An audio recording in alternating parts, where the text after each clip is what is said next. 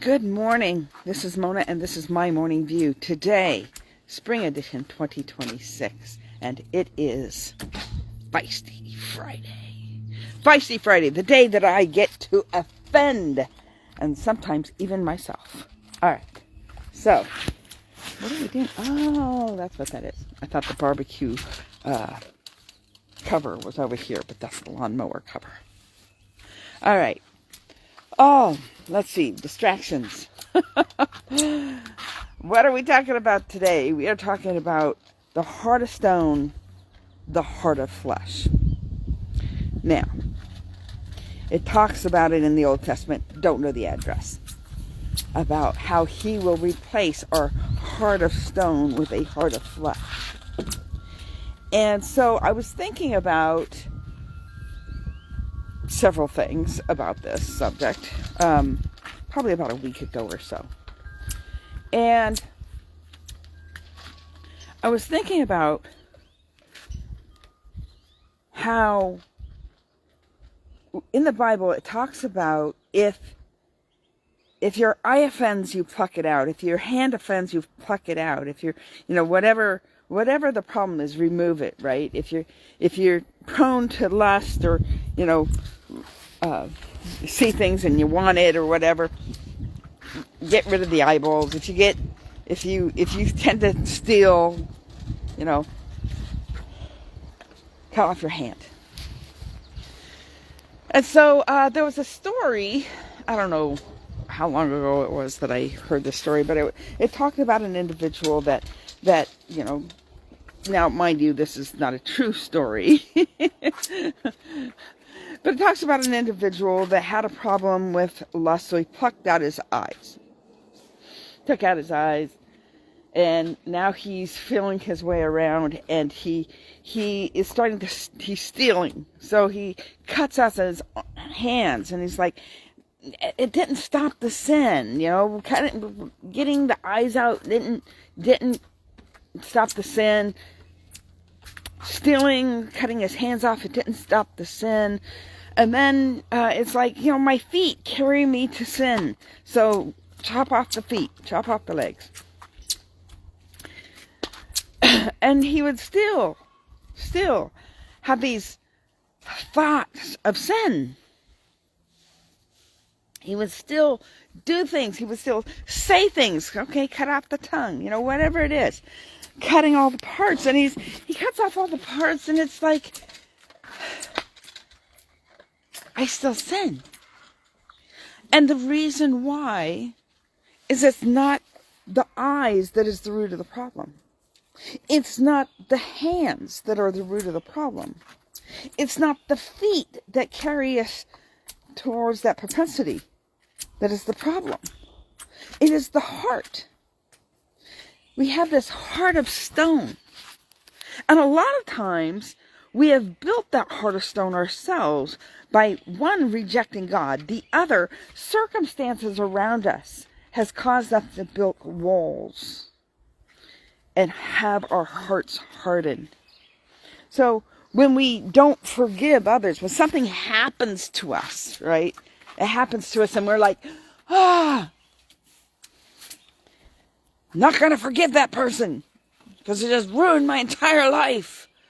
Well, up to that point, but what you do thereafter is up to you to make your life not ruined. Okay, that's one. And two, forgiveness is not for them, it's for you. When you forgive someone else, you're not letting them off the hook. You're letting yourself off the hook. You're letting yourself release that stuff that's going to harbor here, make your heart stone, possibly make you sick, possibly cause all sorts of problems. Because that's what unforgiveness will do.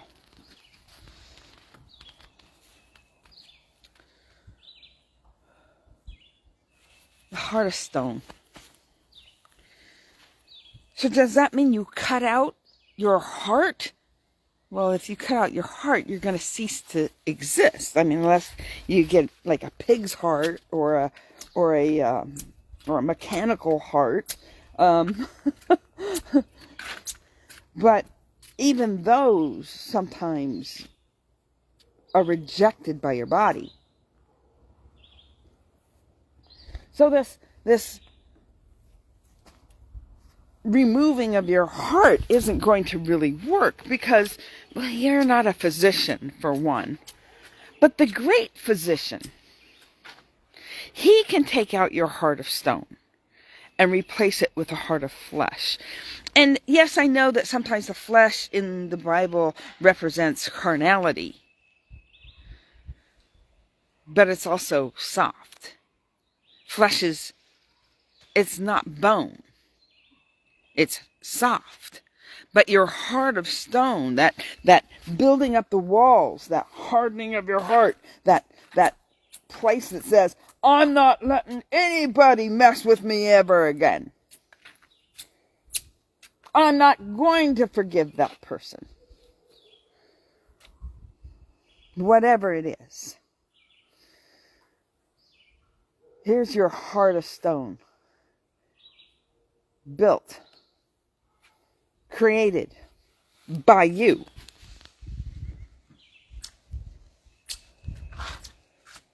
And you want to know what's wrong with you.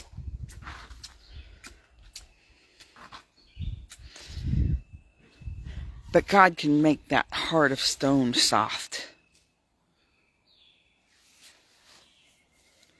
You don't need to tear it out.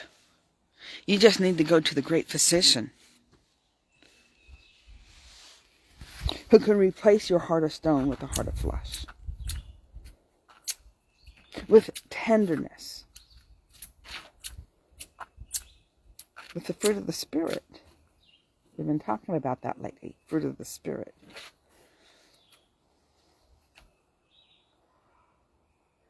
How many times something happens and it doesn't even faze me anymore because we've heard so many tragedies on the news.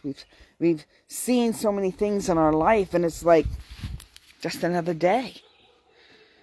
Another day in the big city. Crime happens, stuff happens, people die. And there's nothing that moves us because we're inundated with the bad news.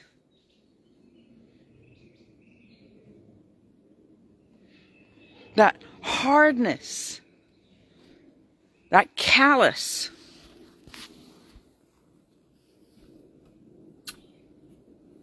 to protect yourself. So we don't feel the compassion. Because if we do, then we become vulnerable. And if we become vulnerable, our defenses are down. And if our defenses are down, we'll get hurt.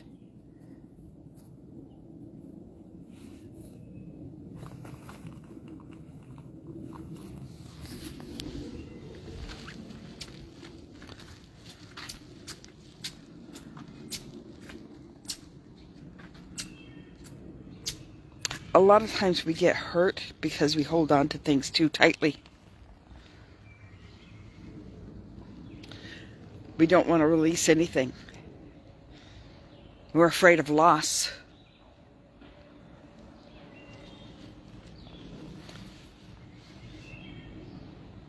But whatever you release, God has something greater in store. There's a little picture of a little kid with a little worn out teddy bear behind his back, and Jesus is asking for it. And the little person doesn't want to give Jesus the teddy bear because that's his teddy bear. And behind Jesus' back is this big, huge, brand new teddy bear. Now, I'm a softie for old, worn out stuffed animals. To me, they're like the Velveteen Rabbit. They have life to them. I'm a little softy when it comes to that. So I understand that here's this really loved thing. It's really loved. And to give that up. Little kids go through this rite of passage of when they set down that their best friend. And they go out and venture without it.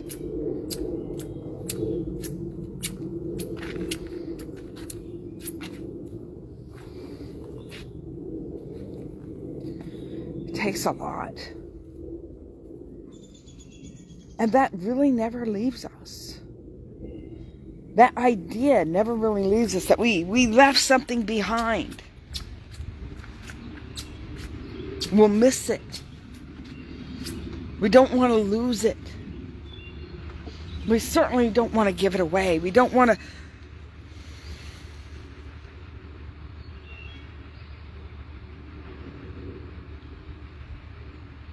I was just sitting there thinking about sometimes little kids will take that one thing that they love and they'll see another little kid hurting that has nothing. And they'll offer them that which they love. A child's heart, soft, malleable,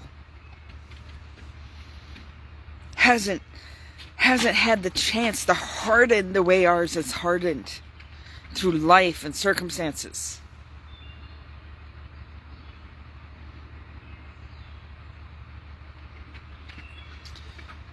And you have to release it for a new heart. You have to give up that little teddy bear for the big brand new one. Because God doesn't give bad gifts. He only gives good gifts. And those good gifts are waiting for you. But you can't because your hands are full. Your hands are full of that which you don't want to release.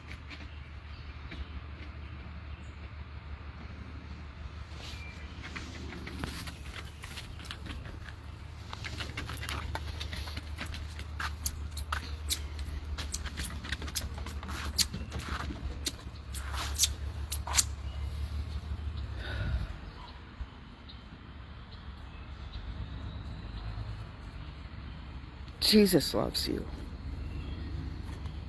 He gave his life for you. You don't have to pluck out your eyes. You don't have to chop off your hands. You don't have to chop off your feet. Because those things aren't the problem. And the only way to deal with the problem is to go to him. Release those things that keep your heart hard, rock hard. So that he can take a little chisel and chip away. Chip away all that isn't needed. All that you built around. All that protection. The walls come tumbling down.